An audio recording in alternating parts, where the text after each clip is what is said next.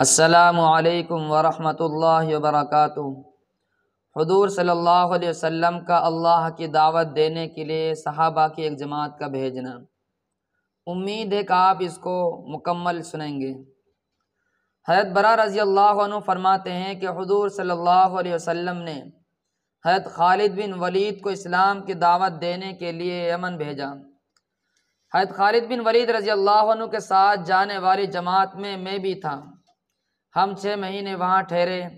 حضرت علی بن طالب رضی اللہ عنہ کو وہاں بھیجا اور ان سے فرمایا کہ حضرت خالد کو تو واپس بھیج دیں اور ان کے ساتھیوں میں سے جو حضرت علی رضی اللہ عنہ کے ساتھ وہاں رہنا چاہیں وہ رہ جائیں۔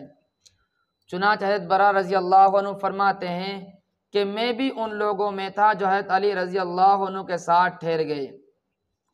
جب ہم اہل یمن کے بالکل نزدیک پہنچے تو وہ بھی نکل کر ہمارے سامنے آ گئے۔ حضرت علی رضی اللہ عنہ نے آگے بڑھ کر ہمیں نماز پڑھائی، پھر انہوں نے ہماری ایک صف بنائی اور ہم سے آگے کھڑے ہو کر ان کو حضور صلی اللہ علیہ وسلم کا خط پڑھ کر سنایا۔ چنانچہ قبیلہ ہمدان سارا ہی مسلمان ہو گیا۔ حضرت علی رضی اللہ عنہ نے حضور صلی اللہ علیہ وسلم کی خدمت میں قبیلہ ہمدان کے مسلمان ہونے کی خوشخبری کا خط بھیجا۔ جب حضور صلی اللہ علیہ وسلم نے وہ خط پڑھا تو خوشی کی وجہ سے فوراً سجدے میں گر گئے۔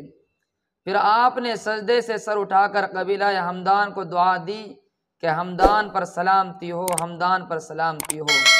اللہ تعالی ہمارے اندر بھی دین کی دعوت دینے کا جذبہ اور شوق نصیب فرمائے۔